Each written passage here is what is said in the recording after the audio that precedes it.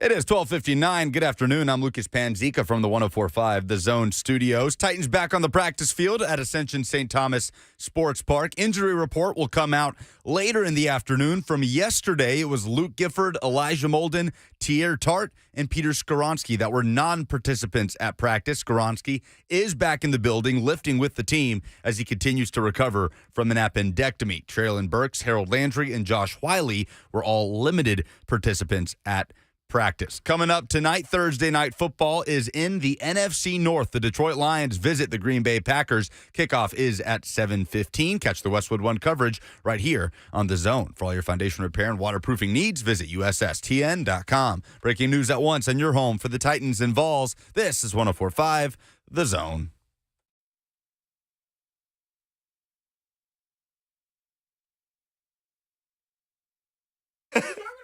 Blaine and Mickey, 104.5 The Zone. Told a story about a wet possum the other day. All the possums are wet out there right now. It's a possum strangler out here. It has been getting with it. Do you know what possums do when it rains? Do they go into the holes, or what do they do? Probably. You grew up in the rural. You used to catch them and cook them. I did not, but I knew people who did. I did not, but I'm not going to say. I knew people who ate any of that stuff. So do they go like hide under cover, or do they just keep walking around like being wet? It rinses me off a little bit. That's like their bath. Their shower, yeah. Mm-hmm. I would imagine they have some type of a lair somewhere, under a tree or in a bunch of thicket or something like that, where they can kind of go. Okay. I've always wondered, what do birds do in a storm? Birds. The reason I ask birds is because they're small. They're up in the air. If they're just sitting in a tree and a storm comes up, they're going to get blown to some other city. Watch this. I'm just going to make a guess. People call in and tell me if I'm wrong. They have a roof. Their roof is a leaf. They get under a leaf. The leaf that's where their nest. They put the leaf there, and then it's like their roof. If not, then they just go stand on a branch that's covered. And I have no idea. I just made that. And I know some of them have nests. I get that. I'll just go to my nest and ride this thing out. Well, they build their nest because they kept trying to build one on my patio where my fan is. Every day I was out there turning the fan on so they'd stop bringing stuff to build their nest. Okay. You're actively working against them. Oh, Eventually, they finally gave up. It literally took about a month. My wife said, "No, you're gonna no." I was knocking it down every day. Not the actual nest. Half of it would be up there. So I'd turn my fan on, knock it down, and turn the fan on so they wouldn't come back. And eventually I'd come at night and just turn it off. Okay. And then next thing in the morning, they're right back there. Oh. They're chirping, talking to each other. Like this fool. Yeah. We're going to keep. He thinks he's going to turn that perfect spot. Why did it go? Did you not put that nest there? I know I put half that nest there. Because I always wanted to make sure it didn't get a full nest because I was afraid that it would be some eggs or something in there. Oh, you know what's coming, eggs. Right. So that's why I wanted to make sure we nipped this in the bud now. Then Uncle Blaine's like, I'm not taking the eggs away. Yeah. Then you got to let it happen. And then they may come attack me, messing with their eggs. Depending on which bird. Some birds are mean. Blue jays are mean. I don't know what kind of birds they were. I wasn't really looking. But they was chirping, flying around outside my patio. I said, I better stay away. I had my broom just in case. All right, we'll get into this. If you know anything about what birds do when it storms. I'm talking about the non-nesting birds. What do they do? Tom in the Burrow has a tailgate story. I'm just intrigued. The phone lines are open, 615-737-1045. Tom, what have you got for us? We were tailgating for the Tennessee Bowling Green game, and it was started raining, and a possum tried to come under the tent with us at the and just hang out. Yeah, just hang out at Where's Brewski? Yeah, he wanted a broad and a brewski. Mm-hmm. So what was the reaction then? Did somebody just pull up a chair for him and drop a broad on the ground, or was there more panic, like let's get him out of here? No, we were all a bunch of country boys, so we looked at it and said, we don't want you in here, and we just kind of booted him on away and let him go for a drier place somewhere else. I understand. Tom, I appreciate the story. They do look for cover, though, is what he's saying. He's saying that rascal was like, hey, I've already had one shower this week. I got caught in a sprinkler system and thrown into somebody's bed with them. So I just wanted to tailgate with you guys. Yeah, it's covered, right? He probably went right on the edge just so he get covered and say, hey, what y'all doing? What's up, man? Is that brats? I smell some food. That smell good. Yeah. I see y'all eating. And all of a sudden, wham! Oh, okay. Get out of here. We'll keep it moving. Greg Burton says in the F&M Bank Chat, Blaine, a fake owl from Tractor Supply will fix the bird problem. You ever seen one of those? Yeah, those things look Fake owl. Yeah, they kind of look spooky. I seen them on a couple of my neighbors' their front porch. Mm-hmm. Yeah, I've seen that. They look real, man. That thing looks real. Just go get yourself a fake owl and tape it up there on your shelf somewhere, like up around the fan area.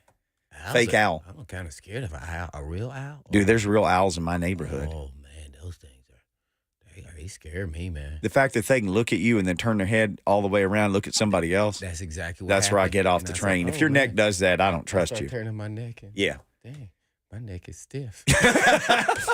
Owl obviously never played in the NFL, though. Its neck is free flowing. It's like a hinge. It'd be a great safety. It could turn around and it's like, nope, I'm going this way. Nope, I'm going this way, and the head is not following. Or if, like Dylan, he could just turn around and watch the guy sack the sorry. I'm sorry, Dylan. That's it. That's all we're going to leave Dylan alone. I'm sorry. Oh, my. I'm sorry. Yeah, he was saying, watch out. He can spin around. Watch out. No, I'm sorry. No, he was trying to block Myles Garrett. His head was facing Tannehill, and he was saying, watch out, before he even got there. His body was blocking, but his head was looking at Tannehill saying, this ain't working. Watch out, man. You need to roll the other way as hard as you can. Oh, man. I'm glad we're not playing Myles Garrett, man. Trey Hendrickson has my attention, though, man. I know he's not Myles Garrett. Man. Then you start telling me, like, hey, man, I was watching him. He's a technician, like his hands. Oh, I want him to sign when he was free agent. We both went on a soapbox for that definitely when they did, signed yeah. Bud. Like, I said, look, man, this guy signed for nothing. Yeah, they gave him an extension, too. So Yep. This guy's he's a true technician, polished pass rusher. It's not always about how athletic you are. And the guy is very athletic, but I'm talking about he's not on this super duper scale. No. He's just a real good athlete who understands how to pass rush, how to set up his man. He's very methodical. So he's probably watching this thing and like, oh man, I think I got a shot. Well, if Myles Garrett got 3, I probably can get close to 2. I'm gonna set some goals here in this game. Mm-hmm. Yeah, and we're gonna see if Dillard, he won't wreck the game, but he can make it difficult at times and probably a lot of pressure. So we'll see if Dillard worked on some of the things that Myles Garrett told him. There were some things he saw on film and improved in 4 days, I guess, the next week. We'll see though, because. Dillard's athletic, so it shows you potentially he could be a good left tackle or a good tackle in the league.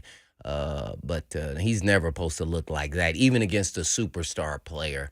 I've gone against superstar guys, and, they're going to get theirs. And guess what? There's going to be times you're going to get them. You're just trying to limit the amount and try to show little holes that they could probably pick to, attack you. But it won't be enough to take over a game. And right. That was just incredible to watch, to see that happen like that, man. He just destroyed the entire game. I'm telling you, I still haven't seen a game like that besides, it's like Coach Mack, the 85 Bears or the 2000 or year Raven. I mean, he individually wrecked the game. You know what? I really can't say an individual has done that since I watched growing up as a kid, Lawrence Taylor. Really, seriously. I just haven't. Wow. Can you think of a game maybe people may have felt like the Freak did that to him? It seems like the Freak did it, and maybe a couple times in Albert's year where he just he just did everything he wanted to. Yeah, when he's Defensive Player of the Year. But we're having to really think about the most special guys on their most special days. Right, and we're talking about and we just saw dudes. It. Yes, like super duper all time level. But we saw that was on our side. Who? But see, Donald. Aaron Donald's head against us? Oh, you're saying specifically against the Titans? Yeah, just against the Titans or the Titans we've seen on our side with Freak and Albert. But I can't remember. Do you remember anybody wrecking the Titans? I remember Bruce Smith had a day. It was early with my rookie year, 3 sacks. But Chandler Jones. Oh, Chandler Jones against LeWan. Yeah, that's it. What did he have? Like 3.5, He but had it felt like it was 5 sacks. sacks. I think he did have 5 sacks that day. Did he have 5? I think he had 5. Did he have then, 3 at halftime? Halfway through the season, he still had 5. Yeah, he never got back. He ended up with 10, I think, the whole season or something. But did you feel like he wrecked the game, though? He had numbers, but did he take over the game? Everything went so bad that day. I just remember the nightmare of a game of just sitting watching it. But the Titans still did a little bit. They didn't do anything against the Browns. Nothing. They couldn't run plays. Because they had other players who were really good players. Yeah, Zadarius Smith and those D tackles that they signed to shore up the run game. It felt like that pocket just was collapsing all over the place. And then they couldn't run. The caller said, because we were trying to figure out what was the distance into the backfield Derrick Henry got hit. I think it was somebody said in the F&M Bank chat. The stat was he was getting hit 7 feet in the backfield on average. So more than 2 yards deep. He was getting about a half a step, I guess, before he got hit.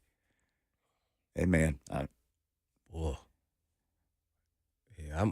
if that happens again, I'm waiting to see Vrabel's head explode. I want to see a Nick Saban moment with Vrabel. And he never has the head explode moment. No, he always just looks like cool. he's got real bad indigestion. Like, Here's how I judge Vrabel: how red his nose gets. That tells me everything. Yep, boy, that nose be super red. You know he is lit. Mm-hmm. And it's not Rudolph the Red-Nosed Reindeer, by the way. It's an upset deer. Because he is, boy. Yeah. So hopefully we won't see that again. But the Bengals defense is a really good defense. Really good. And they've always played the last 3 games well against the Titans. Titans have scored 16 against them each of the last time they faced them, 16. And the Titans defense has played – they had 19 once and 20 the next time of the last 2 games. That's the game. Didn't we have 10, 11 sacks against them? Yeah, the playoff game where they kept sacking Burrow and we kept throwing the ball back to the Bengals. Yeah. That was a game where all the sacks happened. Yeah, that was I think it was 9 sacks. 9 sacks. And they lost the game. 3 interceptions. It's like hands of cards, like what trumps a full house or what trumps a royal flush or whatever. Well, apparently 3 picks trumps 9 sacks. And remember, they go down, kick the field goal, 19-16, game over. Titans and John Robinson cried, and everybody cried because that was like, there's a real chance here. Does that tell you anything? When you hear a defense got 9 sacks and your offense gave up 3 interceptions and you still lost the game, does that tell you anything? That tells me I need to revamp everything I'm thinking on offense. That's what it tells me. My offense is not built to win. That is what I'm getting at. Offense is actually more important than defense now. You can make mistakes on offense, but if you make catastrophic ones, your defense can't help you recover. Right. Unless they sack, cause fumble, pick up, run for a touchdown. That's one thing they didn't do. They didn't score. They didn't get it out of Burrow's hand or, man, dang. Jeez. That's asking a lot out of a defense. Right? What did we look at the end of the year last year? If they'd averaged 21 points a game, they would have won 11 or 12 games. The Titans, they averaged 17.5. This year, they're averaging 15. In a league where it's built for you to score points. In a league that literally people on Park Avenue in New York are saying, Blaine and them were just too good in their era. Let's handicap the defense. Let's put some handcuffs on them. Let's make it impossible for them to cover guys. You can't hit people hard. You can't hit the quarterback. Everything. Yeah, touch them after 5 yards. Right. They caught 3 holdings between Fulton and and they're averaging 15 yards per game. It's getting progressively worse. So what's it going to look like? You know what? Let's ask Buck Reising about all this stuff. He's apparently in the building somewhere. Let's see if he is here next, because he's supposed to be. We'll all find out together. If not, then we'll just take people's phone calls. Gazoo. Yeah, we'll take phone calls later. Buck Reising next.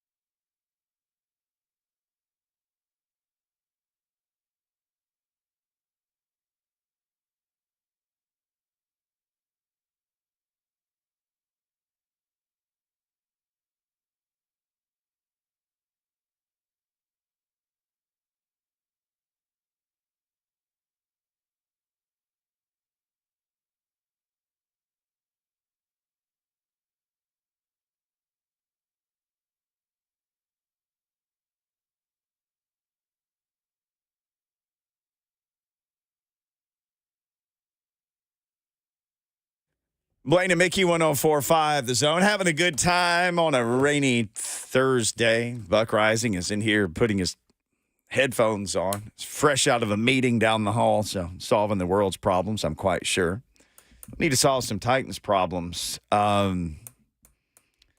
Buck, let's start with this. Let's continue the series. What's your confidence level in the offensive? I ask you this every week. I'm just going to keep asking you.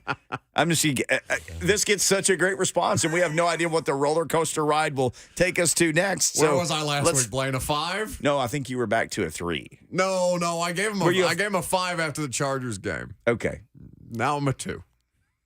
The Dillard thing is bad. The solutions are, they have options. How soon they choose to pursue another option remains to be seen. What option? Dylan Radins, Skoronski when he becomes available. NPF has played left tackle in college.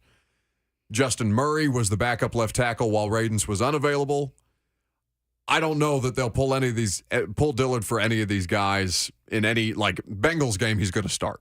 And, I know people are dissatisfied with that, but I don't think they're going to abandon it just because he got by Myles Garrett. He got pretty well, but they can't give up on him immediately, and 3 games in doesn't seem immediate, but it is something that I think that they're probably going to need to try and ride out a little bit longer. Blaine, I don't know if it's a feasible solution to put Radins out there. We haven't seen him do it as a pro, so I don't know if it's just because it's different doesn't mean it's better. And then there's the Skoronski option that is not on the table until such time as he becomes available after this appendectomy. We'll find out today whether he practiced in the bubble or not once that information becomes available around 2 o'clock today. But the Dillard situation was bad on Sunday. It will need to be better. They don't play Myles Garrett, but they do play a good defense. Let's say you get to halftime, and it's not Myles Garrett bad, but Trey Hendrickson is doing his thing, and DJ Reader's tying up a couple of people on the inside, and it doesn't look good.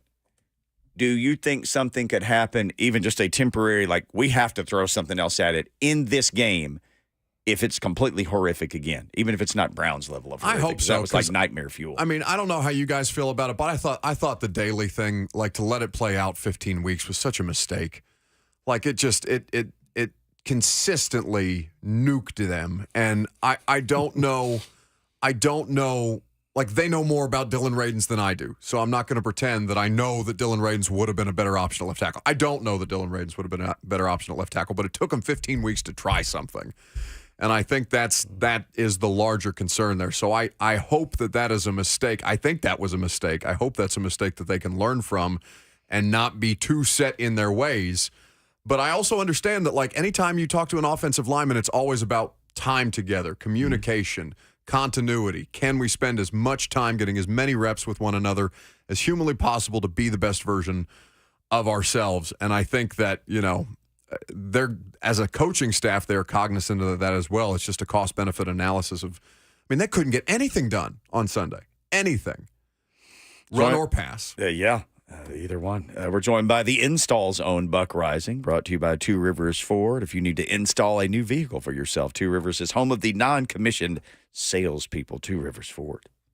Well, Buck, you talked about, whether you should or shouldn't make changes to the offensive line. What would you do? Coach Buck. If you was the coach. Man, I would take Dillard out of there. I just blame that it's not just because the post-game interview was jarring to me, but it's a continued discussion around him from people who have scouted him out of college, who covered him in Philadelphia, who are familiar with the Eagles coaching staff. It is a lack of competitive toughness that is alarming.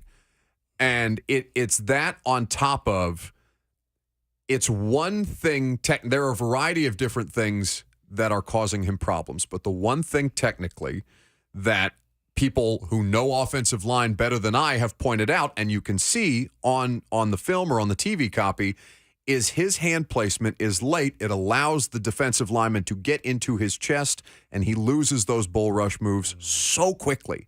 It's one thing over and over and over again. He's 5 years in the league.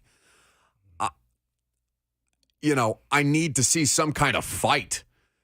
And to date, that is lacking. That is ultimately. So where would you then go if you're the coach and you said, "Okay, I'm making a change"? If it was you, and then where would you go? Dylan based Radins off of keeps what you telling me have? he's a left tackle. Let's see it.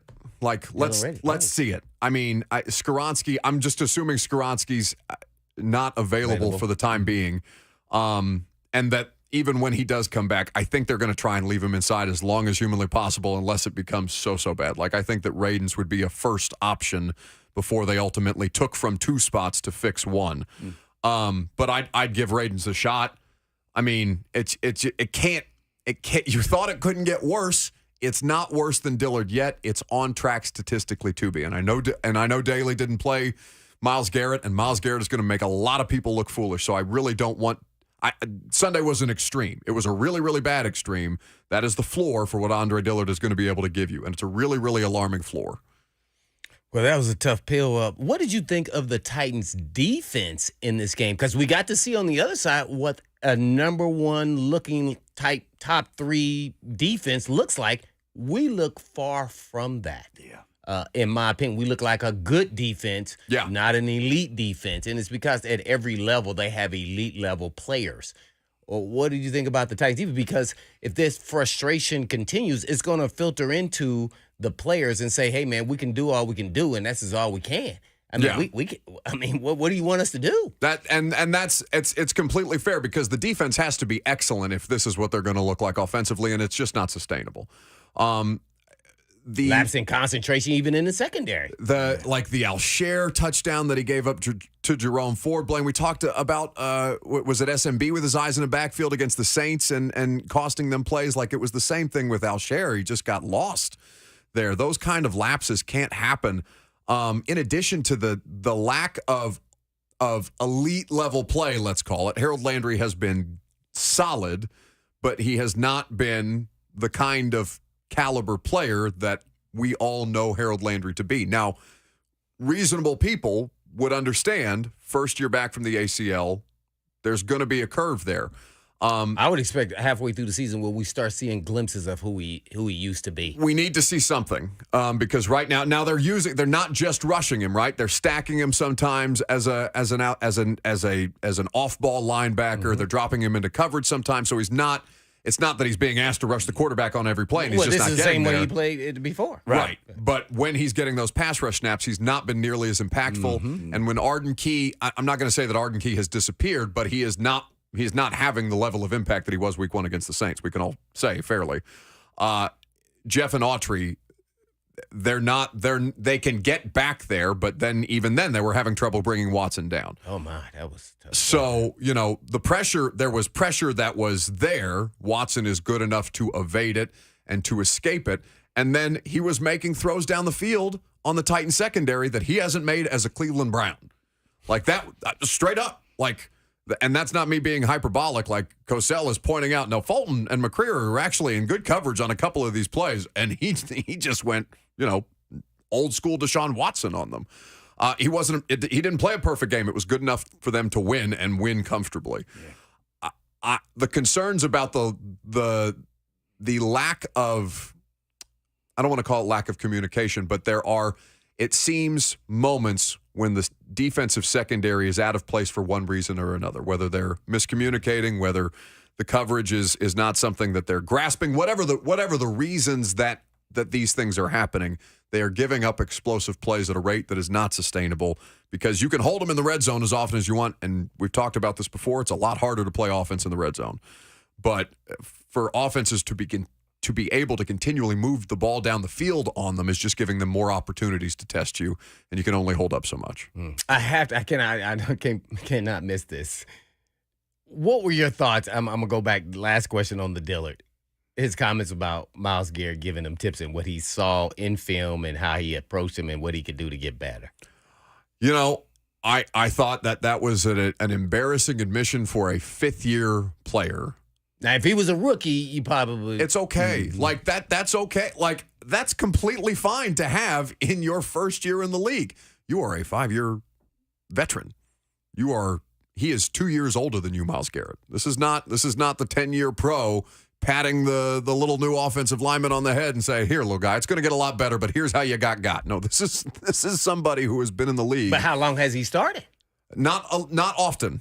Not often. Well, it just made me think of that while I was sitting here. Like, No, he played 47 offensive snaps last year, Blaine. So, like, when he says that I'm trying to get better, I totally take him at his word that he is actively. I'm not faulting him for that, but like, I would not have admitted that he gave me Blaine, to hear a professional athlete say that to me was jarring.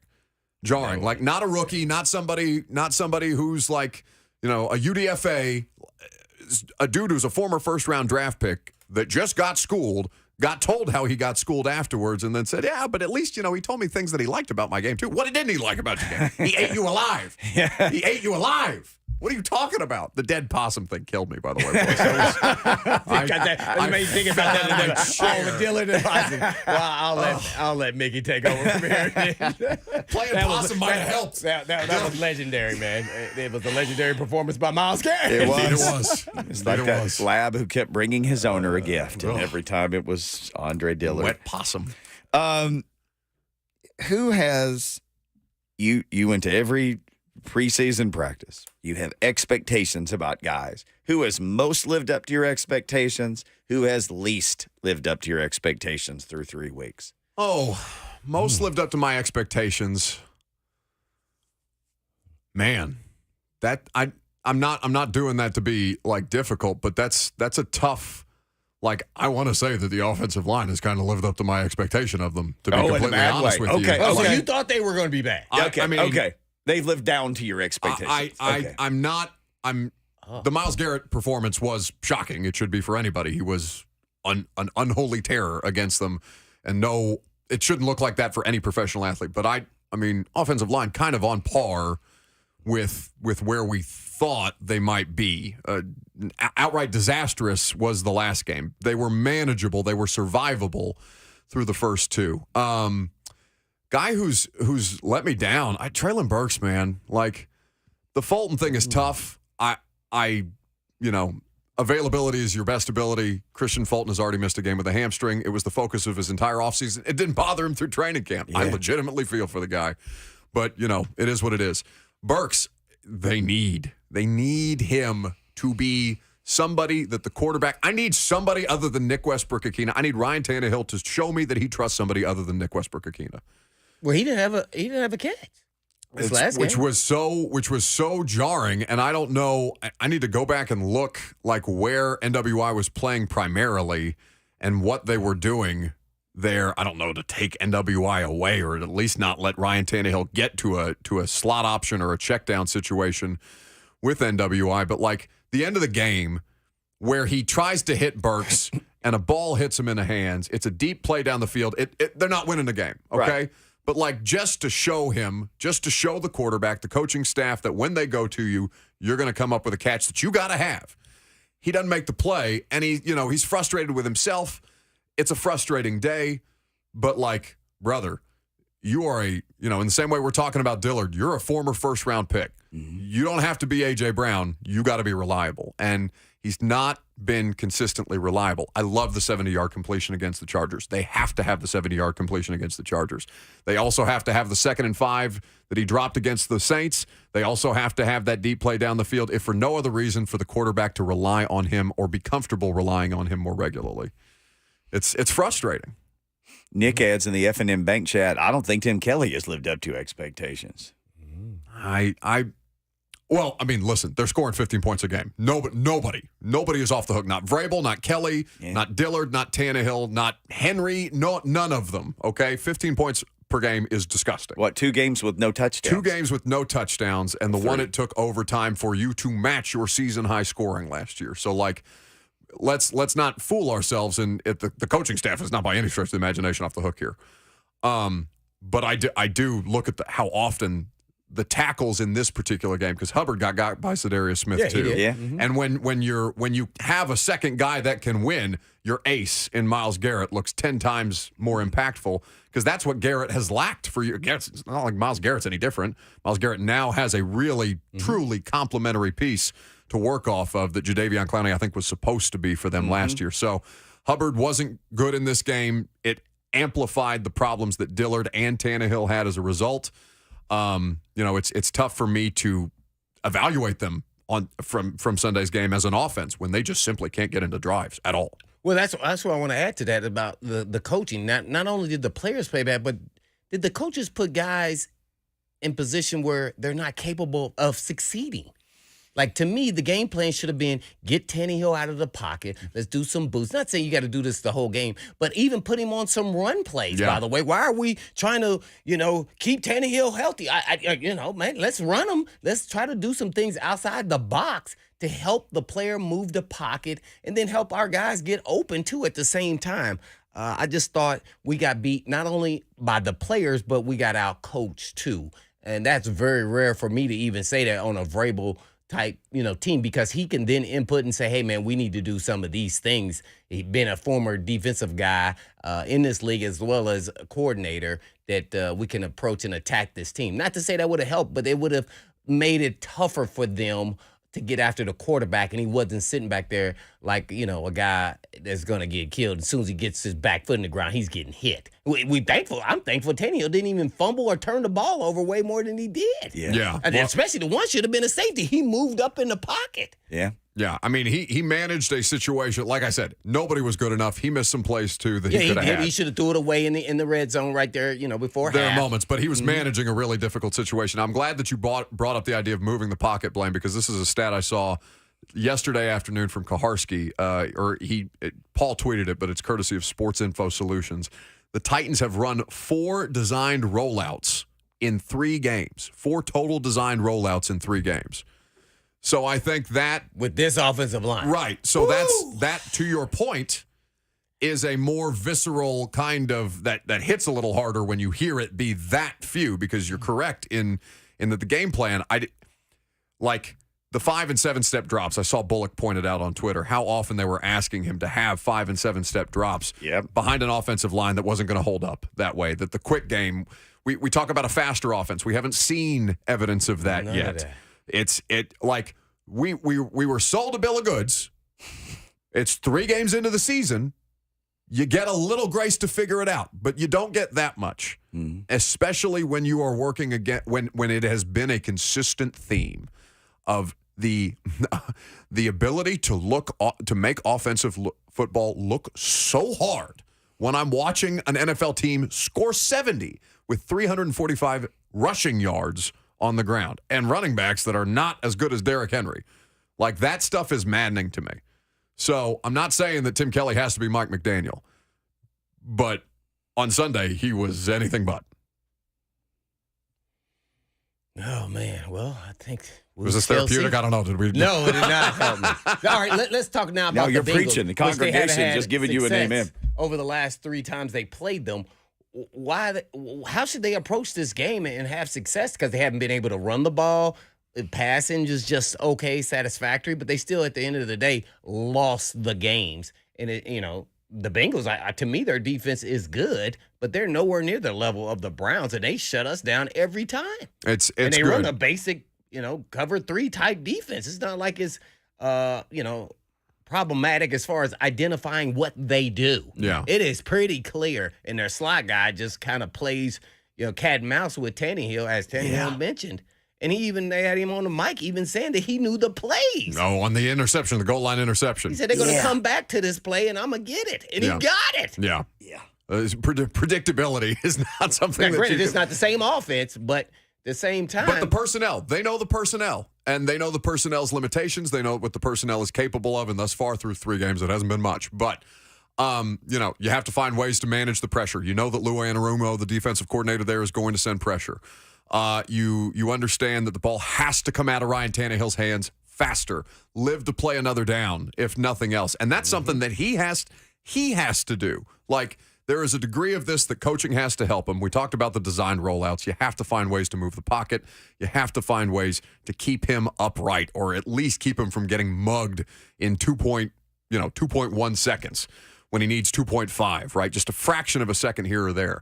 But Ryan Tannehill has to understand that he cannot do the thing that he's had a lot of success in his career doing right now, which is hanging in the pocket to trying to deliver a throw downfield, even if he knows he's going to get hit. Because right now, a lot of that's resulting in sacks, and he sacked 13 times in 3 games.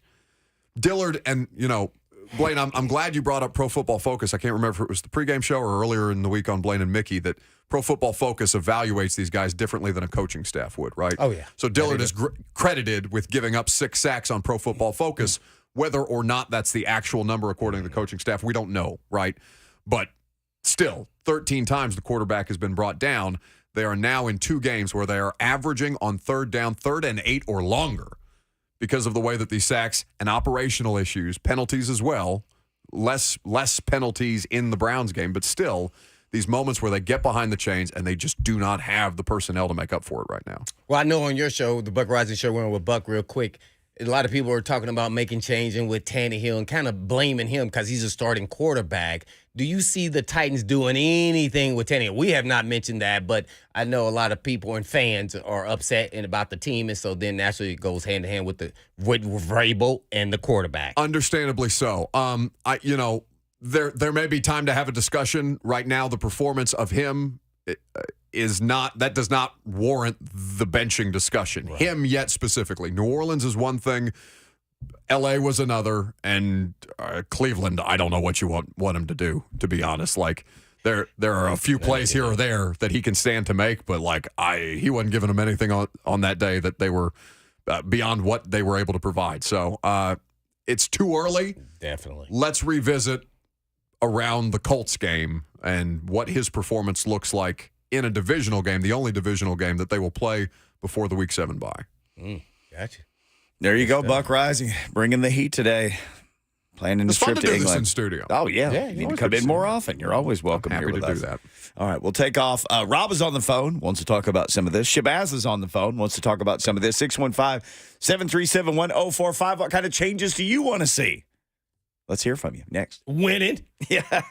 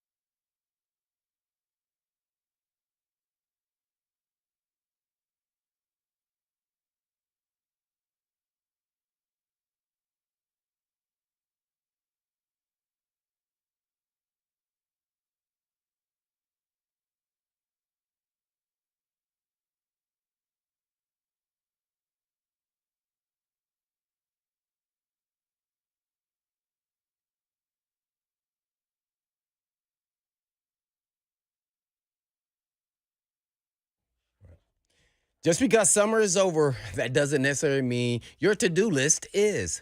Cool Ray team is here to help, and they'll waive the service fee if your visit requires a repair. Are you having a plumbing problem that's popped up out of nowhere? Well, their plumbing team has you covered. Have an electrical issue you've been putting off? The electrical team at Cool Ray can be there for you. And of course, if you have an HVAC unit that is starting to struggle, they can repair that too, all while waiving the service fee. And you can still save up to $1,250 on brand new Timstar home comfort systems. Plus, they boost a 10-year parts and labor warranty on new Timstar home comfort systems. So schedule your next visit online at coolray.com. No phone call, no wait, no worries. You pick the date and time that works for you. That's coolray.com.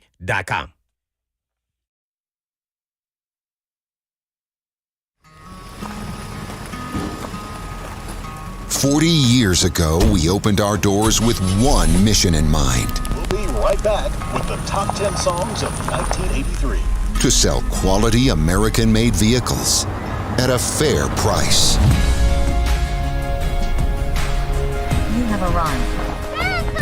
And we've loved every minute of the ride. Celebrating 40 years of Two Rivers Ford.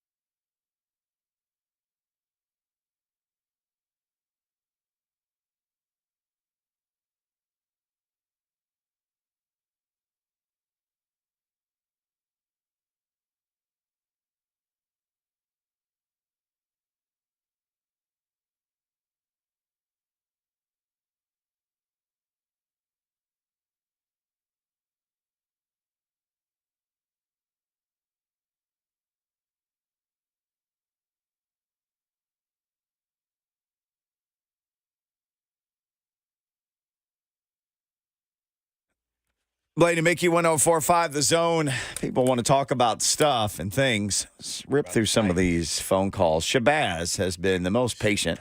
So let's go there first. Hey, Shabazz, thanks for calling. Yes, thank you for accepting my call. Like I say, as I told you that I had tuned in the Buck Reising show, and I offered a strategy to help change the momentum of the Tennessee Titans when they get into one of those defective holes that seemingly they have a line drain during the game to get out. But I offered that to use, I think that they could use the backup quarterback to help out in the game, not as a trickster, but as a quarterback. Only temporarily. He doesn't have to take away the starter's position, but you can get a change momentously. Now I think that they put him in as one who would be more of a runner and a rollouter, which he is a master at. I've watched him in preseason, and he was great at that last year. And they were faulted for that because he'd take off, but sometimes he knew when to take off. Shabazz, but he could run. All right. Yes. Hey, thank you for the phone call. Now, some people have suggested, like, hey, man, put Willis out there and let him run some gimmicky stuff. Shabazz is like, hey, man, just let him go out there and quarterback a little bit. In the NFL, really the only time you see the quarterback leave is, like the Browns, we're going to let a tight end run some quarterback sneaks so that, Watson doesn't do it. Or like the Saints, who they just have a package every week for Taysom Hill, but he doesn't really necessarily go out there and quarterback. They hike in the ball, and then he just runs until people tackle him. Right, yeah, and every now and then he'll throw down the field too. But, yeah, I get your point. It's kind of interesting. I don't know if it's too soon to do that, but I wouldn't mind seeing a package because being on the defensive side of the ball, former player there, I think preparation for something like that when they may not even use it is always tough because then you're preparing for something that you may not see, and most guys then become unfocused because they're like, they only ran one play like this, but there's other plays you can play off of it. So I wouldn't mind it at all. But I'm gonna say this: I think Tannehill can run too. I think people forget Tannehill can run. He's not just a pocket passer. So I would like to see him outside the pocket and be a little more creative. We just saw him run the option 2 games ago and score. Yep. So I think it's there. I just think the imagination and creativity in this last game just wasn't on point. I think they thought too much of their team, the Titans coaches, and that they could hold up and do things that they normally do in a game, and they couldn't. And so then they made adjustments along the way. But to me, you should have had the quick passing game involved in this game initially to slow down this pass rush. We all watched them versus Steelers. I mean, only reason why they lost that game is because Watson played horrible and because the Steelers defense played outstanding. They had a couple pick six and pick up fumbles. Scored 2 touchdowns, yeah. So that was an even game. Both defenses were really, really good. And guess what? We got to play that Steelers defense, by the way. Yeah, so thanks. All we have to do is just look across the field. The Browns did a quick passing game to get their quarterback in rhythm. And I said this in pregame, if a guy's had success before and he's coming into your game and hasn't played well, he can rekindle that because he's always had success. Whether he won or lost a game, he's had success. And players remember that, and one completion can then put them on this scale of I'm back to being invincible again. Mm-hmm. And I can't even say he was invincible, but it built his confidence back to where it needed to be. And I was afraid that could happen. And that's exactly what happened. I mean, he was doing insane stuff. I mean, Archery and Key are not small people. And he just spun and threw them off his body like it was nothing. Yeah. I was just like, man. And then he still did crazy stuff. We just didn't get to take advantage of throwing the ball backwards. He was still trying to do, crazy stuff that he shouldn't even be trying. He should have just took the sack. So we missed opportunities and players not playing well as the game plan. It was a snowball effect, and that's what it looks like. But guess what? One thing about the National Football League, that ends, and then the next week you got to play another one. So you try to get that stink off your breath there, and you go out there and you ball and you forget all about it. So hopefully they can do that against a team that's had their number the last 3 times they played them, especially the one that was in the playoffs that I'm still perturbed about. The only game I'm pissed off more about that is the Ravens beating me when I played. So that game, because that was the team to go to the Super Bowl. They had all the pieces. And that's why it burns, and that's why JR's not here, and that's why JR was crying after that game. He knew, and everybody knew on that team that was the team. As my son would say, it braked the team. And there you have it. And we about to go to break. We are. Hour number 2 coming up next, and Chelsa Messinger going to join us in about 25 minutes. Titans are about to leave the practice field today, too, so we about to know who did and who didn't go today as they prepare, who goed and who didn't go. That's Do next. you think everybody's as scared as we got us? to go. Yeah, I think so. Dude's hurt all the time.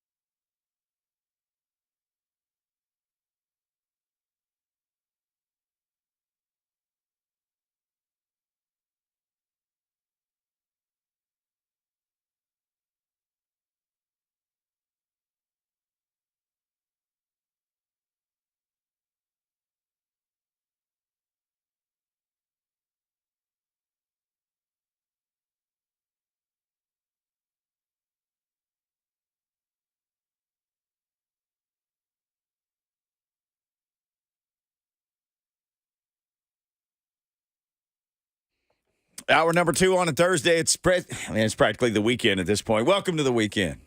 As Loverboy once said, everybody's working for it. So you're there. I mean, you're going to do something Thursday night anyway. Maybe you'll see some of these guys out. These are the guys who didn't practice today. Oh. Man, I'm always interested now, man, because it's always big-time players on these injury reports. Man, it makes me nervous. In the break, I said, okay, everybody just dropped him. You said, I hate to say this, but at this point with this team, I'm as interested in the injury report every day as I am in anything that comes out of there. I should be. I've never felt that way until this year. I mean, you're about to feel some kind of way when you hear this list. Okay. This is per Sam Phelan. This one's at the top of my list. Everybody kind of dropped these like they're hot at the same time. So we'll give old Sammy Phelan here. Not seen during the open period of Titans practice on Thursday. Danico Autry. Well, he was hurt last week, and so, okay. Tierre Tart. Ooh. Did he get hurt in the game? Hey, that dude's swim move over that nose is unstoppable. He need to play some more reps. He got to get in better shape. They need him out there. Well, that was the talk about him, was getting him in better shape. Every time he makes a play, guess what I watch? Him doing like that. Yep. Tapping on his head, talking about come out. Nope. You know what I would do? Nope. Stay in. How you get in shape? You stay out there. You make them stay. Stay another play. Then take them out. You get another rep, dude. I want you on this film. So Tierre was DNP knee yesterday, so it's 2 days in a row.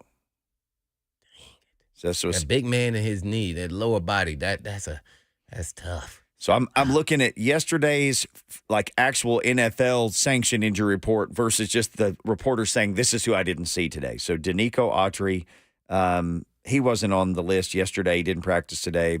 Maybe maintenance. I don't know. Tierre Tart, this is 2 days in a row with him knee. Up next, Derrick Henry. Yeah. He wasn't on the list yesterday. He had a toe last week for only a day or two, right? Now that I don't remember. It's too many injury reports ago. Derrick Henry. Traylon Burks. Yeah, I believe Burks is playing injured. Now, injured and hurt are two different things, and I think that's why we're not seeing the production and maybe some of these drops because he's still not right. You can be right enough to play, and then once you get out there, now you're gonna have to take the scrutiny of when you have a bad play, and so I'm not surprised. I wish they would kind of ease him into practice instead of letting him practice as much, and so that thing can kind of heal a little bit better. That's just my guess. So he was limited yesterday. Today he is not out there. Does that? Well, Chris Moore. I approach things a little different. I want a healthy guy and then play him, and then I'd rather for the rest and get him ready for this long term because Burks can be a difference maker, but he has to be healthy. You're talking about his wheels now. These guys are, you run for a living. And you were just talking about yesterday, torque. Man, you know how much torque these guys try to stop on a dime and come back to the court. Man, shoot, I'd be looking at them like, man, I'd blow out my knee right now if I try to do that. Elijah Molden.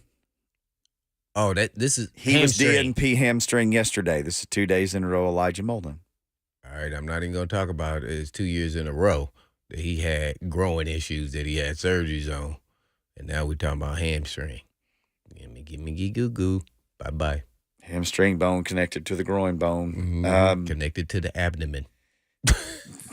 Well, it's all like you said. When things hurt, you start favoring. My last year, and that thing tore my abdominal wall. What? Yeah, it is. Yeah, because you keep running. You say, I can play. I can fight through it.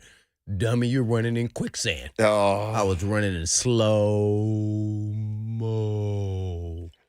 I naturally ran in quicksand. I didn't have to have any injuries. I was like, oh, my God, you got to be kidding me. You're talking about year 10 now. I played one game in 3 inches of water. It's the best game I ever played because everyone slowed down to my level. I was the same speed. You should have seen me out there. I had a quarterback sack. 8-4 had a quarterback sack in that game. 84. Nobody else is on the list. DeAndre Hopkins. Well, Luke Gifford. Oh. And he's there for people like, who's that? It's the special teams linebacker guy. So this is 2 days in a row that he didn't practice.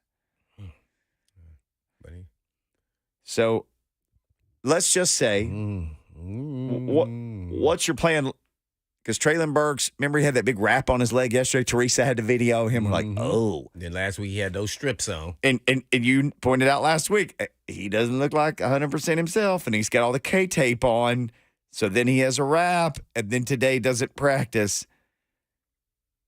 Yeah, I'd put him on don't practice. See what you can do on game day. Warm-ups. You go out there and do individual maybe at the end of the week, like a day like today and tomorrow. Mm-hmm. But I wouldn't practice him. Nope. Sorry, Charlie. We'll see where you're at the end. We got Chris Moore. That's what he's here for. Him and NWI. Now, the guy is D-Hop because I could see him not practicing and then playing in the game. Because he's a vet. He's been in this league a long time. I think he's going to try to do everything he can to play.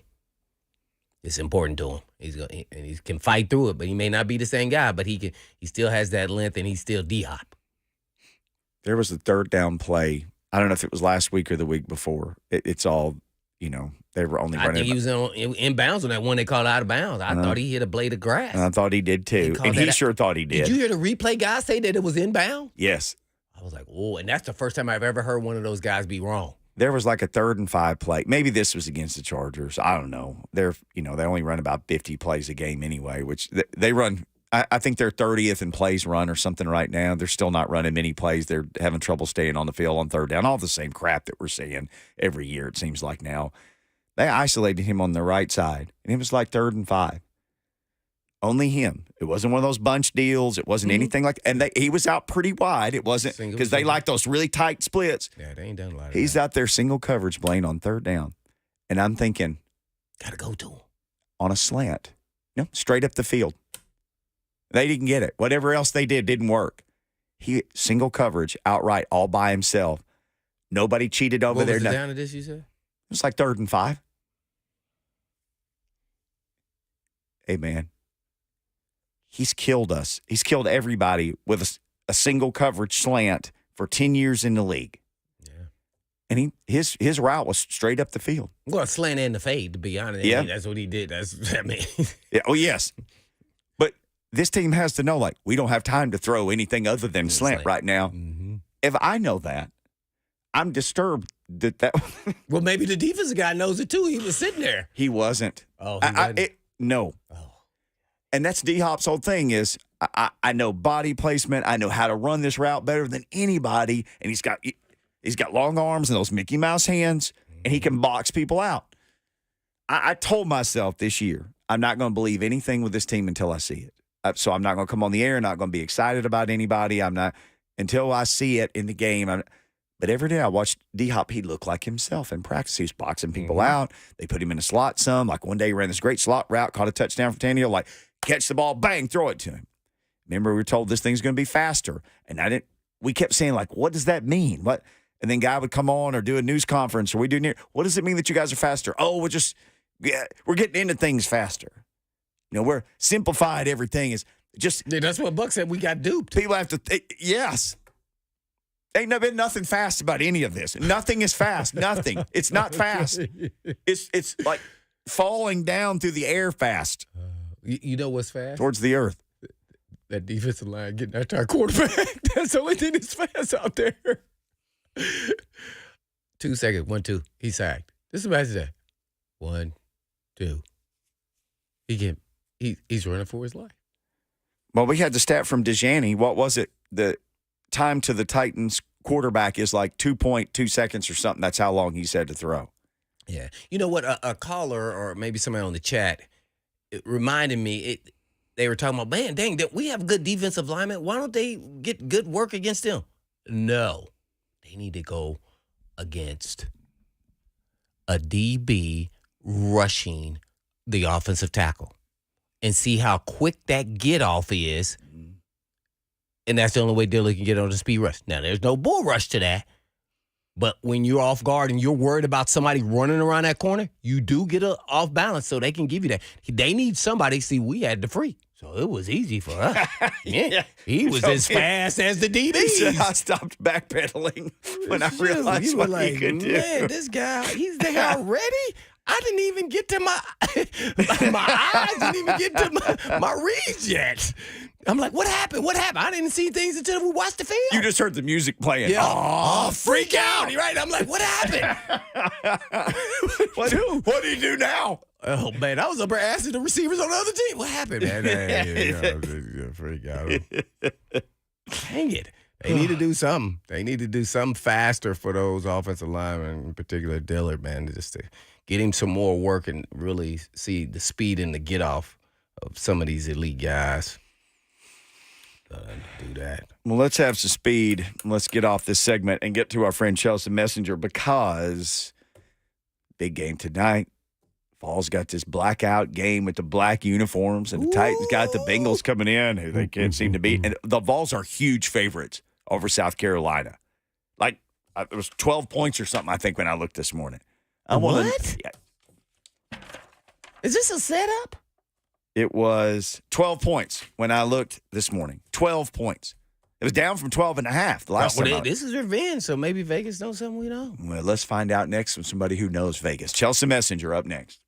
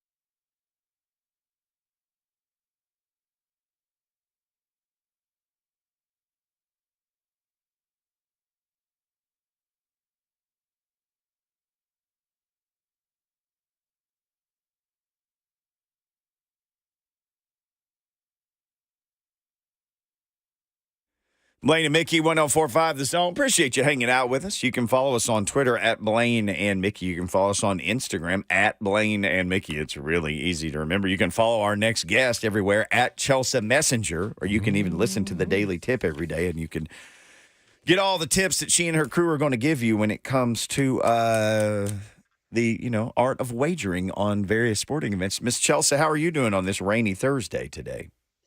Oh, I'm doing all right, except for the fact that, man, I was just hoping the Titans offense could be all right. And then what did I get on Sunday? Not even close to all right. So, long sigh. I would love to watch a great offense, but maybe we will get some offense tonight between the Lions and the Packers. Well, we can start right there. Thursday night game. I'm not always super excited about Thursday night matchups. This matchup I do like, though. I can tell you I will be parked in front of the TV. What do you like about this rascal Lions and Packers? Yeah, this is one of the shorter spreads we've seen on Thursday Night Football so far. And the trend that we have seen so far in primetime is that unders have really been the play. They have gone 5-2 this year and have hit it over a 60% clip over the last 4 seasons. But if you notice a trend about these Thursday night games, they've all been kind of blowouts, and I think that kind of lends itself towards the under. I don't think this is going to be a blowout. I think I would actually lean more towards the over in this one and kind of hope for both of these offenses to get cooking. But we have a lot of injuries in this one that should make a difference, whether you're playing fantasy football, whether you're playing props, or whatever. 2 guys in the offensive line out for the Lions might spell trouble for their passing game. And then for the Packers, out on their offensive line, David Bakhtiari, Devondre Campbell on the secondary's out, and also the big question mark on the secondary for the Packers is Jair Alexander. If he truly is out, you really want to play some props on Amon-Ra St. Brown. I feel like this is a very soft matchup for him. His prop set at 71.5. Really like the over there, and also going with the narrative that star receivers usually shine the brightest in primetime. Yeah, they like those bright lights. I'll tell you, the Jets don't like any bright lights. I just have to ask you this. So, folks in your business, when you see a complete dumpster fire like the Jets, do you just run away from everything? Or are you like piranhas on, a hunk of meat thrown into the water where you just feast on like every over of their games? How do you handle a dumpster fire like the Jets? Man, it's tough. I think team total unders are probably a solid play. But here's the thing, like it's always built into the number. Like it's no secret that the Jets are terrible. We've seen that line against Kansas City go from 7.5 all the way to 9.5. But there are some redeeming qualities, at least, about the Jets, as opposed to like some of the teams across the league. The Jets still have a very good defense. So I'm looking long and hard at that under because it was set at 44.5, has dipped all the way to 41.5. That is one primetime under I would be considering. The Chiefs and the Jets. Is that the Sunday night game? Yes, it is. Boy, nothing like Sunday night with your Jets on your TV, and nothing like Thursday afternoons with Chelsa Messinger from the Daily Tip, who joins us same time every week here on Blaine and Mickey. Well, Chelsea, speaking of defense, we just faced a great defense in the Titans and the Browns, and now they play the Ravens. How do you see this game playing out? And I'm sure the Ravens with Jackson, they still always have a formidable defense as well. Yeah, I considered the under in this one, but it's dropped 3 points. It's down to 40.5. So I think the better play here is the Ravens getting 3. It's a field goal spread, extremely low total, which means points clearly at a premium in what looks to be a tough physical AFC North matchup. Like that's how they always go. And this is usually a spot where the Ravens thrive. Since 2018, Baltimore a blistering 18-5 against the spread as underdogs. And also they've already won a game outright in this exact scenario as 3-point dogs to a divisional opponent. Beat the Bengals 27-24 already this season. We know they're really banged up, a terrible luck with the injuries so far this season, but they did get 4 starters back at practice this week, including 2 big pieces on the offensive line, Ronnie Stanley, known as one of the best pass blockers in the league, and center Tyler Linderbaum.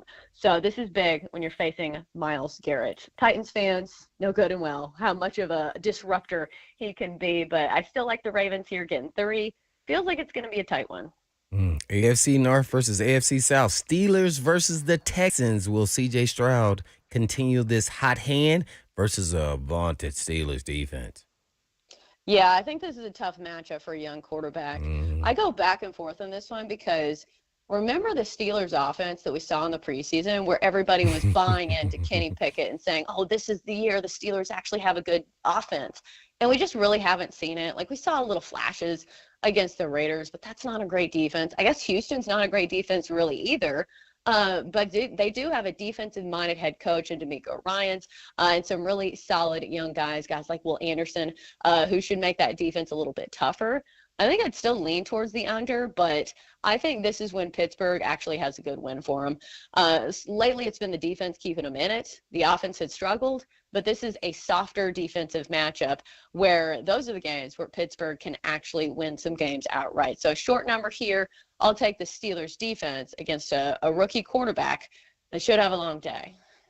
Well, yours truly, the Tennessee Titans, haven't beaten the Bengals the last 3 times. Kind of tell me, does that impact anything with the numbers around this when you're talking about, betting in who's favored and who's not, or it doesn't matter at all? Yeah, it's crazy because people in the gambling world, they all love to bring up the stats about Mike Vrabel being an underdog, and I would agree with them. Normally the defense can keep the Titans in it, but doesn't this one have a different feel to it? Like in baseball or any other sport, sometimes there are certain matchups where certain teams, it just makes your stomach turn. Like everybody remembers that game against the Bengals. Titans were the number 1 seed. Ryan Tannehill threw 3 picks. I'm pretty sure Ryan Tannehill probably remembers that one as well. So, I'm not going into this one feeling very great about, taking the Titans. But the trend to play for Titans games is taking opposing quarterbacks to go over their yardage props. They're 3-0 this season. Every single quarterback has hit the over. Derek Carr over 300 yards passing. Justin Herbert over 300, and even Deshaun Watson eclipsed his passing mark by 60 yards. It was set at 229. So they haven't released a number on this just yet, and I know Joe Burrow is not 100% healthy, but still, this has been the matchup to exploit for Titans games. Any other prop bets out there, not just the Titans game, that you like? Yeah, you can look at Thursday Night Football again. The rookie tight ends have been causing quite a stir, whether it's Sam Laporta or the guy I just had it. Musgrave. Musgrave, that's right. Because the matchup tonight really favors tight ends. The Lions have given up the most receptions and yards to opposing tight ends so far this season. And they even played the Chiefs without Travis Kelce. So it's not like there's some, outlier that's really skewing the numbers. So if you were basing your plays based on matchup alone, what was his name again? Musgrave. Luke Musgrave.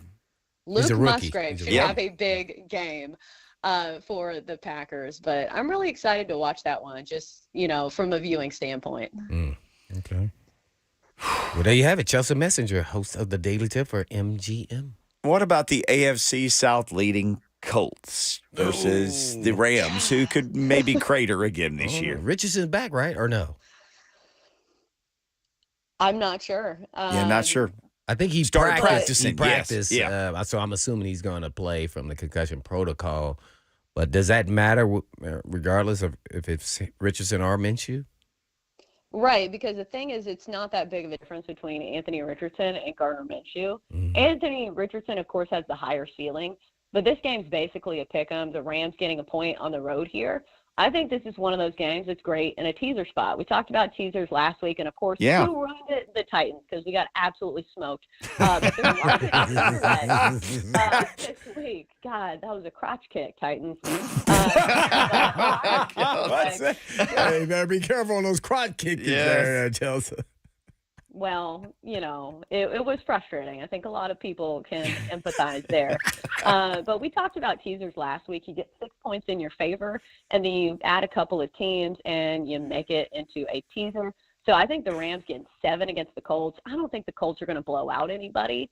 And then you look at, I think this is the game of the week that has the stinkiest line. The Dolphins getting 2.5 at the Bills. Yeah. Ooh, if you give them 6, do we think the Bills are going to win by 8.5, 9 points? I don't think so. I think at least that offense can get something going in garbage time. So I don't think I'm going to touch that game straight up because it is very strange to me that the Dolphins are getting 2.5 against a Bills team that's they're good, but still, does anybody have an answer for Tyreek Hill?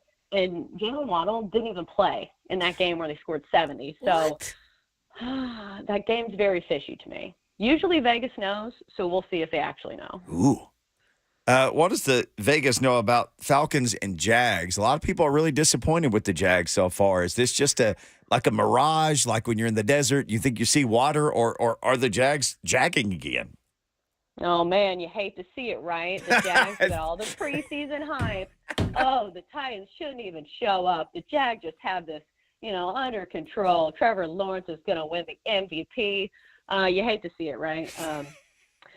I think a lot of it is if you can stop the run against the Falcons, that is the key. The Falcons are incredibly one-dimensional. Maybe the Jags can stop them, but I don't know. The Jags really haven't shown me enough so far for me to want to lay 3 points with them. Maybe if it's under a field goal, but right now we're getting 3. I will take the Falcons. Chelsa Messinger just telling us all about it here on Blaine and Mickey and trying to avoid kicks below the belt this week. Yeah, well, yeah, no doubt about it. Well, I don't know. The Raiders are known for that. No, they play the Chargers, Chelsea. I mean, what are you thinking here? Raiders, Chargers, and I think Jimmy G may not play. I think what's Stidham is the It's Brian Hoyer, I believe. Oh, yeah, Hoyer. Yeah, it is Hoyer. right. Hoyer. Yep, Hoyer. Mm-hmm. Yeah, hard to back Brian Hoyer there.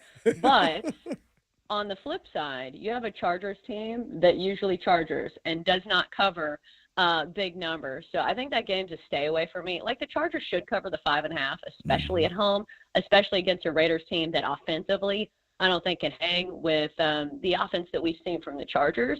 It's just they blow leads so badly that I don't want to lay that big of a point spread with them. So it's a stay-away game for me, but the Chargers are a team that desperately needs wins. So hopefully they are taking this one very seriously, because if they don't, Brandon Staley could be looking at unemployment. He definitely needs to take the series of this season seriously for the rest of the year. Well, I was going to ask about this game, but it made me think of something else, and you may not even know the answer to this. The Broncos are playing the Bears, and I'm like, who's the favorite to have the worst record in the NFL at this point in time when the season ends? I mean, I don't even know if y'all even do that at this point. I believe it was the Bears. Yeah. The last time I checked, this market is not up right now at MGM, but to start the season, it was the Cardinals. And I think, opinions have kind of changed on that because the Cardinals have been a feisty team. Mm-hmm. And so far, I think the Bears look probably like the worst team in football. So if you look at this matchup between the Broncos and the Bears, I think I am going to lay it with the Broncos here. I know both of these teams are 0-3, but which bad team is worse? Like, the answer is always the Bears.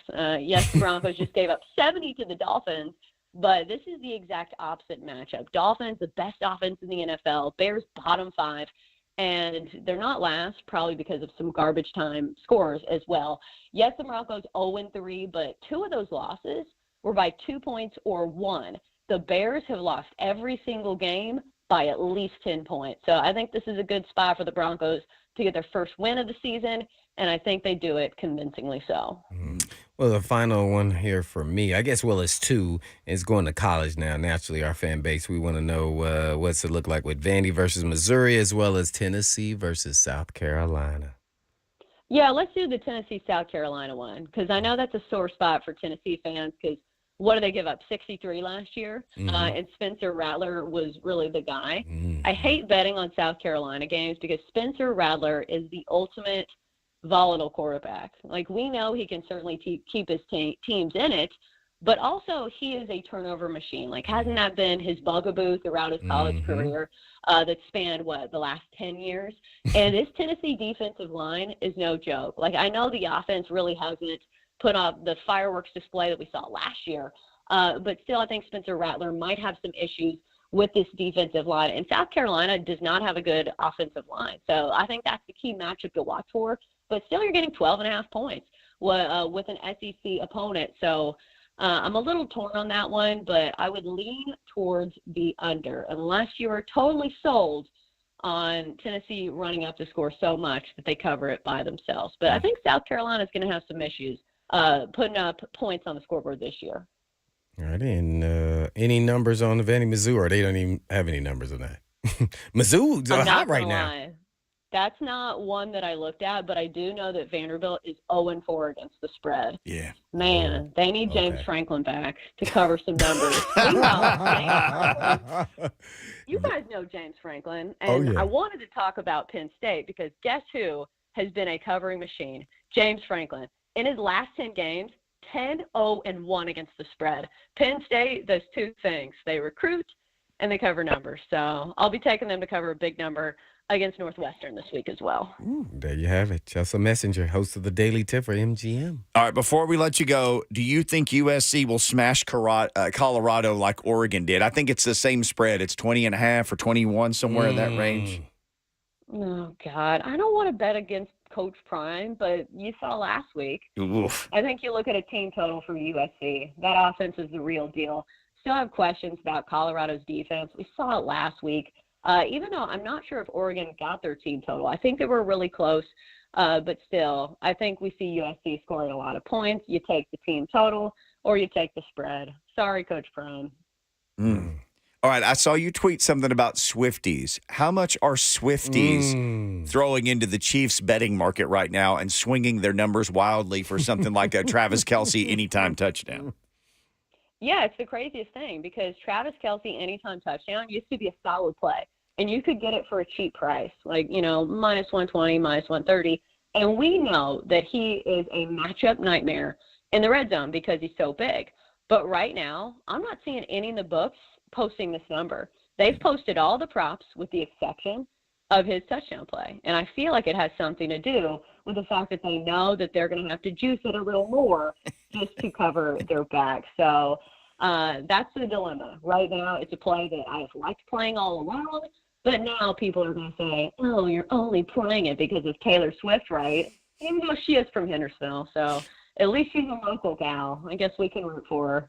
Well, you guys are practically neighbors up there, Hendersonville and Gallatin. Gallatin's own Chelsa Messinger. All right, Blaine is a big basketball guy, and we're on yesterday, and the whole world starts to shake because Dame Lillard gets shipped off to Milwaukee.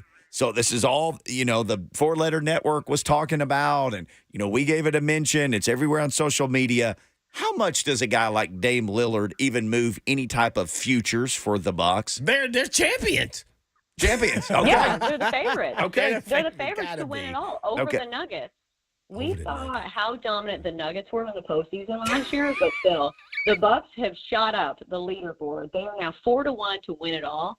I think the better bet is if you really like the Bucks, and you have plenty of reasons to do so, but is to play them to win the East. They're plus 175. Look at the rest of the teams in the East. I feel like nobody's really going to knock them off that pedestal when it comes to the Celtics, who have trouble trusting in the postseason, whether it is the Sixers, who have major issues with James Harden and Joel Embiid wilting in the postseason. Maybe the Heat can, drum up some more magic, but still, I think to win the East, the Bucks plus 175 is the better bet as opposed to playing them to win the finals. There you go. Chelsa Messinger joins us this same time every week. Chelsa, let people know where they can find the Daily Tip. Fantastic stuff from you and your crew always. I love checking it out.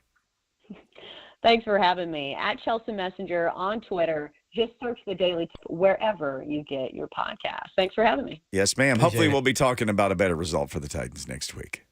Yes, pray. Exactly. We will do that. Thank you, Chelsa. Chelsa Messenger, same time every week. You don't want to miss it. All right, we come back. Antoine in Nashville wants to jump in the mix. He has a Titans question or comment. And also, we have an early ding-dong of the week candidate involving the Philadelphia Phillies and an alligator. I'll explain next. What? Yeah.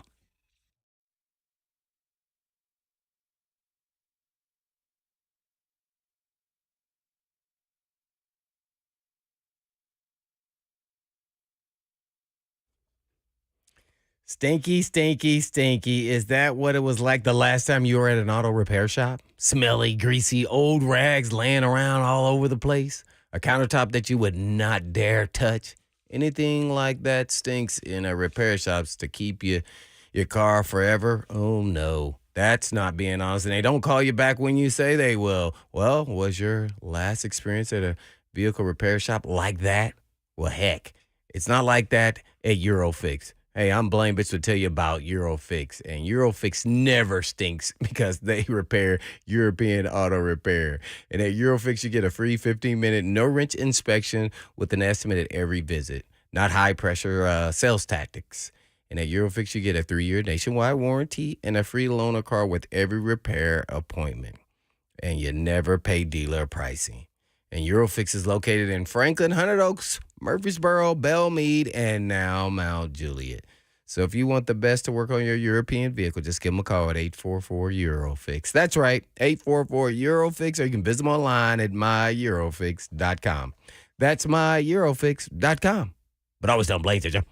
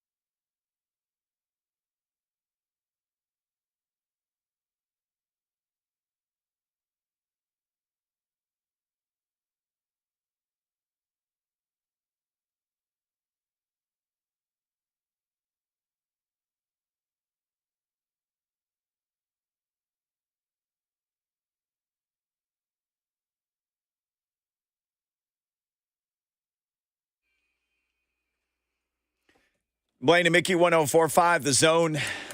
Titans and Bengals getting ready to go on Sunday. We'll have you covered around here on The Zone just all day, every day, and in the pregame and in the actual game and in the postgame show, because that's what we do. And we talk about the Titans. I'll get to this alligator and the Phillies in just a second, but Antoine in Nashville has been patiently holding and wanted to talk a little Titans. What's up, Antoine? What's up, guys? How you guys doing today? Hey, you tell us. Hey, man, I'm going to tell you, man. I talk about this with a deep breath. Blaine Bishop, and I'm going to tell you, you guys spoiled us with the Titans. Yeah.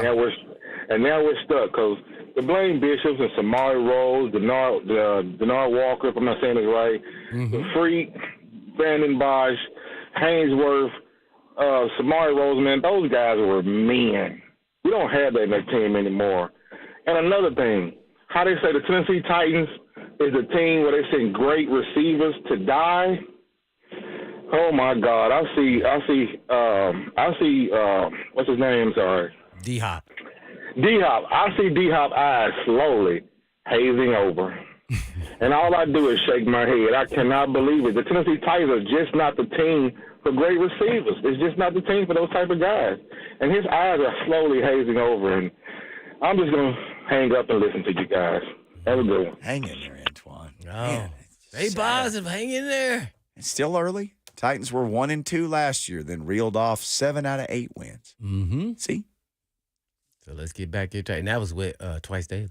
The Twice Daily was out there twice daily at least at that point. And they still reeled off 7 of 8. And everybody just got so beat up, and Tannehill couldn't play anymore. And they imported Dobbs and had to just win one more game out of the last 7. They just couldn't squeak one out. They're going to get the Bengals. They got to get right. They 0-3. Last 3. Yeah, they owe the Bengals one. Yep. They've only scored 16 the last 2 times they've seen the Bengals, but the defense has held the Bengals to 19 and 20. Those were winnable games. And that still wasn't enough. It was not. I always say that, like, the defense held them that. You said, well, it don't matter. They should have held them to less. That was their job that day then. It's holding them to 15. And they expect them to do that every game. It's like well, right now they got to hold them to 14 to have a chance. 14. Average is 15. Man, that's tough sledding there, man. This is a real thing that happened on Earth this week. A Phillies fan showed up at a Phillies game in Philadelphia. This is not like in Baton Rouge. Mm-hmm. With his emotional support alligator named Wally. I've seen pictures of this, and it's not like a little one that you carry. He's like 5 feet long. The fan, identified by the Philadelphia Inquirer newspaper as Joey Henney, arrived at Citizens Bank Park walking Wally on a leash, claiming him to be his service animal. Can you do this? No, they did not allow him into the stadium. They have a policy that has been published. Certified service dogs or service dogs in training for guests with special needs are welcome. All other animals are prohibited. This alligator has an Instagram account with 26,000 followers and a TikTok with 100,000 followers. What? He was, yes. I've never even heard of this. Wally Gator and Joey. And Wally the Gator is his TikTok. So this rascal has got over 125K combined followers. He was denied entry into the stadium. People are claiming this. The Cubs have the curse of the Billy Goat. A guy and his goat tried to get into the World Series in 1945, and Wrigley Field said, no, you can't bring a goat in the game. And this guy said, I'm putting a curse on the Cubs, which didn't get broken until recently when they won the World Series again. So this alligator may have just put the hex for good on the Phillies. But he didn't say that, though, huh? I don't know if the alligator decided to do that or not. I'm going to have to go to his TikTok and check out, see if there's any curse. Post a picture of the alligator. I'll find it. I'll repost it at Blaine and Mickey. Yeah. There's a picture of the guy standing out there. The alligator is on a leash. Can you imagine if you saw alligator at a game? I would probably be like, arrest him. How would I get this thing away from me? And it's not, this is a Saints game where you'd be like, anything goes down there. And this is where alligators live, right?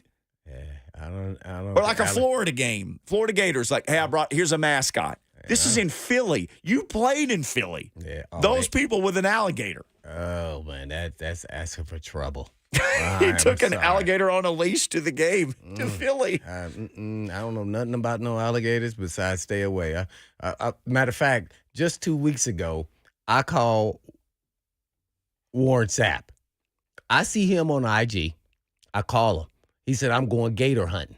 I said, what? So I immediately called him. Boom. What are you doing? What are you doing, bro?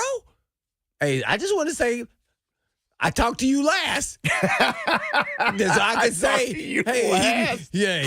So then, here's the last and when thing I called him on IG so I could see him.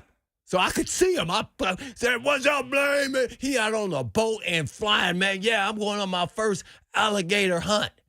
I said, are you insane? I said, are you crazy, man? What have you been? What have you drank, ate? What are you doing? He said, oh, no, I got my guy here. He's going to teach me how to hunt an alligator, and I'm going to post it. And then I waited. I said, okay, I just want to say be safe out there. And then I hung up. I said, but I'm going to be watching. So I never saw him catch an alligator, but he did have a long snake in his hand that he posted. I am a chick. I am not none of that. I don't want no parts of that. Yeah, nothing. You didn't tell him, call me next time. He don't got to worry about calling me about no going alligator hunting. Snake hunting? Right, no hunt. You know, No one thing I get in the reptiles. boat, and I barely ever have done that. I'm going to go fishing. That's the only hunt I'm going with No. Zebco 33. Yeah. So I got real scared and nervous about it. He said, all right, I'll talk to you. Next time I see you, I'm going to be coaching with Coach Prime. I saw that too. I just hung up. Boom. That dude crazy, man. Coach Prime may need his help against USC this weekend. Yeah. They like 20-point dogs again, 20 and a half, I think. But I hope somebody tries to get in there with an alligator. Just as long as it's not a snake. All right, tomorrow's Friday. We'll have a big time, and we're going to talk football and hang out with you, and we'll call our shot, too. In the meantime. In between time. Peace.